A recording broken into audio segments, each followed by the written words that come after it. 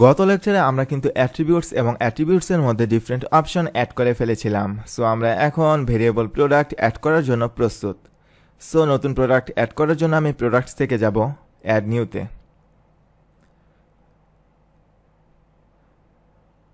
তারপর এই প্রোডাক্ট নেমে আমি এখন একটা আইফোন প্রোডাক্ট এখানে অ্যাড করব আইফোনের, তাই আমি এখানে টাইটেল দিলাম iPhone XS Max।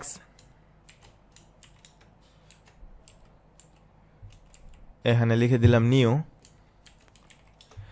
IPhone XS Max। So এখন আমি এখানে ডিসক্রিপশনে কিছু এক্সট্রা লাইন অ্যাড করে দিলাম। তারপর এখান থেকে ক্যাটাগরিতে চুজ করলাম অ্যাক্সেসরিজ, বাট এর আন্ডারে প্যারেন্ট ক্যাটাগরি আমি চুজ করলাম অ্যাক্সেসরিজ এবং এর আন্ডারে একটি চাইল্ড ক্যাটাগরি আমি অ্যাড করব সাব ক্যাটাগরি। এখানে আমি লিখে দিলাম মোবাইলস লিখে আমি অ্যাড নিউ ক্যাটাগরিতে ক্লিক করলাম। সো অ্যাক্সেসরিজের আন্ডারে মোবাইলসে আমরা এটি অ্যাড করে ফেললাম। তারপর এখান থেকে ট্যাগে আমি কিছু রিলেভেন্ট ট্যাগ এখানে অ্যাড করে দিলাম, অ্যাপেল, আইফোন, ফোন, এগুলো। এখন প্রোডাক্ট ইমেজে আমি প্রোডাক্টের একটা ইমেজ আপলোড করব।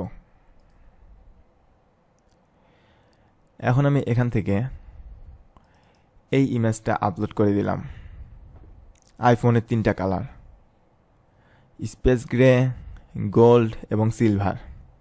তারপর প্রোডাক্ট গ্যালারি, এখান থেকে আমি ইন্ডিভিজুয়াল এক একটা কালারের ফোন এখানে আপলোড করব। ফার্স্টে আপলোড করলাম আমি সিলভার,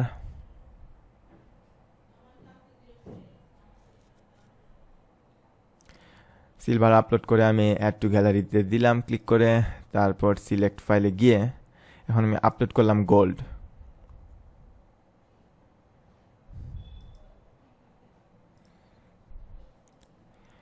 এবং থার্ডে আমি অ্যাড করলাম স্পেস গ্রে।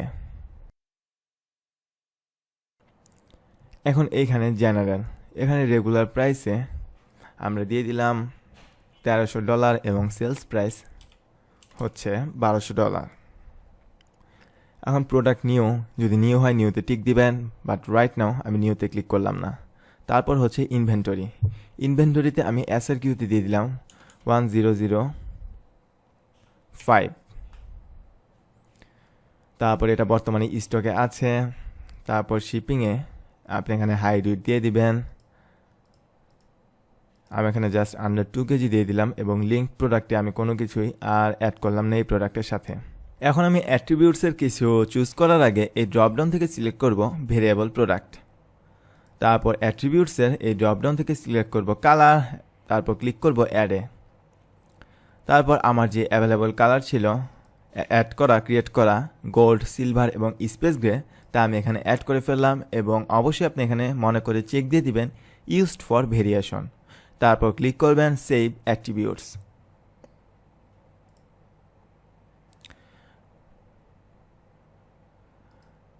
অলরাইট, তারপর যাবেন ভেরিয়েশনস ট্যাবে। এখান থেকে অ্যাড ভেরিয়েশনে ক্লিক করবেন create variation from all attributes, এটা সিলেক্ট করে ক্লিক করবেন গোতে। তারপর ওকে দিয়ে দিবেন।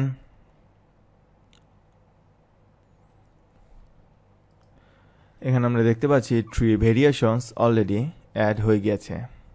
নাও ওয়েট ফর এ মোমেন্ট, এই কাজটা হওয়ার জন্য একটু সময় নিচ্ছে লোডিংয়ের।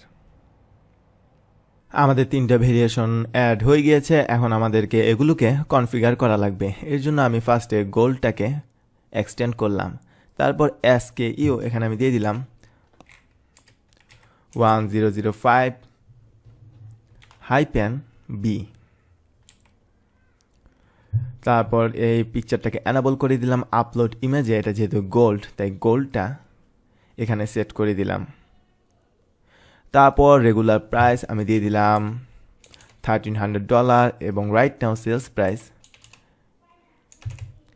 $999। এটা বর্তমানে স্টকে আছে। এখন আমি এটা যেহেতু কনফিগার করা শেষ, তাই এটাকে ক্লোজ করে আমি সিলভারটার জন্য প্রায় সেমভাবে সেট করলাম। আগেরটার জন্য যেরকম দিয়েছিলাম 1300 রেগুলার প্রাইস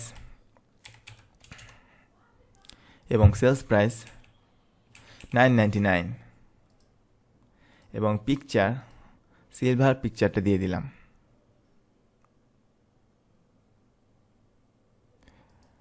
তেমনিভাবে স্পেস গ্রের জন্য আমি প্রাইস দিলাম $1300 এবং এইখানে আমি দিয়ে দিলাম প্রাইস 990 এবং পিকচার স্পেস গ্রে সেট করে দিলাম। এবং প্রোডাক্ট শর্ট ডিসক্রিপশনে এখানে আমি লিখে দিলাম iPhone XS Max available in 3 colour.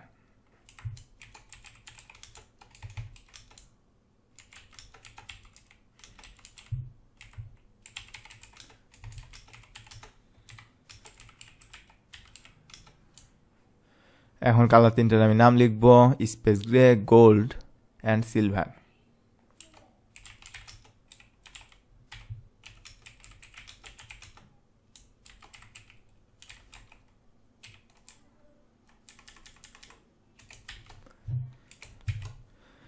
So আমাদের শর্ট ডিসক্রিপশন লেখা শেষ। এখন আমি পাবলিশ বাটনে ক্লিক করলাম।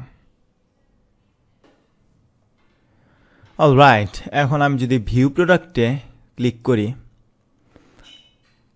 তাহলে এখানে আমি দেখতে পাচ্ছি নিউ iPhone XS Max আমরা সাকসেসফুলি এই প্রোডাক্টটি অ্যাড করে ফেলেছি এবং এটা অ্যাভেলেবল 3 কালারে space grey, gold and silver. আমরা শর্ট ডিসক্রিপশনে তা দেখতে পাচ্ছি। আর এখানে কালারে দেখুন, আমি যদি গোল্ডে ক্লিক করি তাহলে গোল্ড কালারের পিকচার সহ আমি তা দেখতে পাচ্ছি এবং প্রাইসও দেখতে পাচ্ছি। আর যদি সিলভার ক্লিক করি তাহলে সেটার সেলিং প্রাইস দেখতে পাচ্ছি আমরা এখানে এবং স্পেস গ্রেড প্রাইস কম দেখুন এখানে, তা কিন্তু আমরা দেখতে পাচ্ছি। এবং চাইলে এখন এটা আমি পেপ্যালের সাহায্যে পারচেস করে ফেলতে পারবো। আর এডিশনালি আপনি যদি চান যে কোনো ধরনের পিকচার দেখতে অ্যাভেলেবল পিকচার্স, তাহলেও সেটা এই ইমেজগুলোতে ক্লিক করেই কিন্তু আপনি দেখতে পাচ্ছেন। আর এখানে আমরা রিলেটেড প্রোডাক্টসে আগে যে প্রোডাক্ট অ্যাড করেছিলাম সেটা দেখতে পাচ্ছি। বেসিক্যালি এভাবেই অ্যাট্রিবিউটস অ্যাড করার মাধ্যমে আমরা সহজেই ভেরিয়েবল প্রোডাক্টসের ডিফারেন্ট অপশনস, ভেরিয়েশন অ্যাড করে ফেলতে পারি।